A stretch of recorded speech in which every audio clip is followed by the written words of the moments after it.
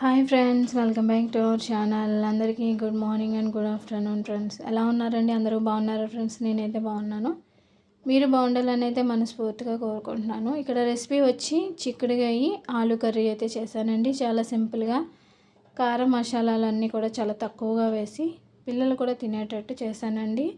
మనం వీడియో అయితే ఎక్కడ స్కిప్ చేయకుండా లాస్ట్ వరకు అయితే చూడండి. ఇక్కడైతే నేను ఒక 1/2 కిలో చిక్కుడుగాయలు అయితే తీసుకున్నాను. వాటిని అయితే నీట్గా మనం తొక్క తీసేసుకొని ఇలా చక్కగా 2 ముక్కల కింద అయితే కట్ చేసుకున్నానండి. దీన్ని అయితే మనం చిక్కుడుకాయలని కొంచెం ఉప్పు వాటర్ వేసుకొని శుభ్రంగా వెజిటేబుల్స్ ఏవైనా కూడానండి ఒక 3-4 టైమ్స్ నీట్గా క్లీన్ చేసుకుంటే మంచిది కదా ఫ్రెండ్స్. అందుకని ఒక 3-4 టైమ్స్ అయితే నీట్గా క్లీన్ చేసుకున్నాను.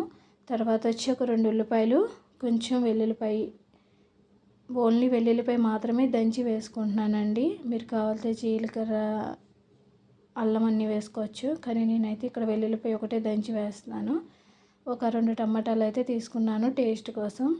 2 బంగాళదుంపలు, ఒక పెద్ద సైజు 2 బంగాళదుంపలు తీసుకున్నానండి.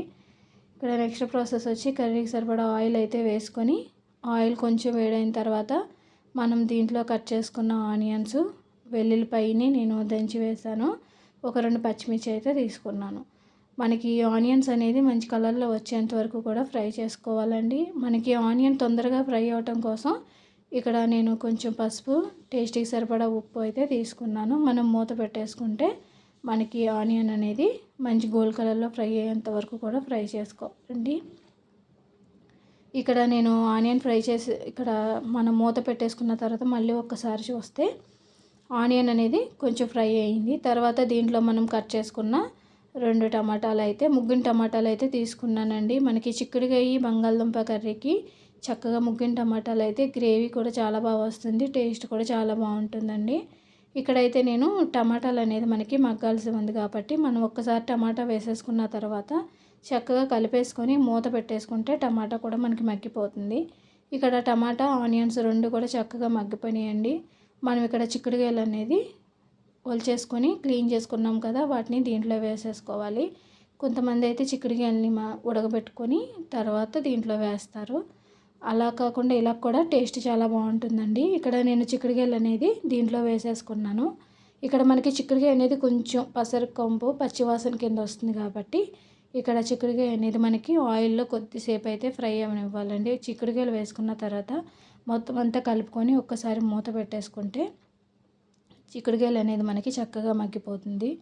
తర్వాత చిక్కుడుకాయ కొంచెం మగ్గిన తర్వాత మనం దీంట్లో కట్ చేసుకొని క్లీన్ చేసుకున్న బంగాళదుంపలను అయితే వేసుకోవాలి.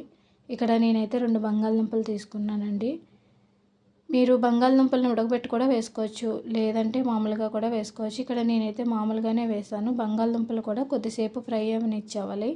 ఆ తర్వాత మనం దీంట్లోనూ 1 స్పూనున్నర కారం, 1 స్పూనున్నర ధనియాల పొడి అయితే వేసానండి నేను.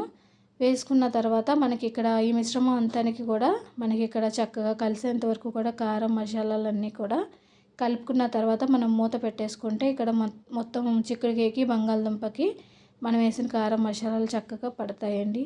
ఆ తర్వాత ఇంకా లాస్ట్ ఫైనల్ మనం దీంట్లోనే 1 గ్లాసున్నర వాటర్ వేసుకుంటే సరిపోతుంది. ఆ గ్లాసున్నర వాటర్ అయినా మనకి బంగాళదుంప ముక్కలు ఉడకటం కోసం అండి. ఇక్కడ సిమ్లీలో కానీ మీడియం సైజులో కానీ పెట్టుకుంటే కర్రీ అనేది మనకి పర్ఫెక్ట్గా ఉడికిపోతుంది.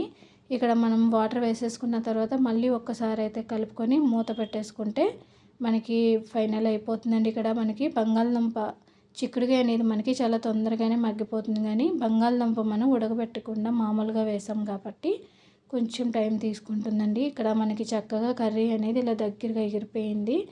ఇలా సరిపోతుందండి మనకి. ఇంకా మనం స్టవ్ ఆఫ్ చేసేసుకుంటే కర్రీ అనేది అయిపోతుంది. చూసారండి, చక్కగా ఆయిల్ కూడా పైకైతే తేలింది. అంటే మనకి కర్రీ అనేది ఫైనల్ అయిపోయింది. చక్కగా ఇలా చిక్కుడుకాయ బంగాళదుంప కర్రీ రైస్లోకి కానీ చపాతీలోకి కానీ చాలా బాగుంటుందండి. ఇలా చిక్కుడుకాయ బంగాళదుంప కర్రీ ఎంతమందికి ఇష్టమో కామెంట్ అయితే చేయండి.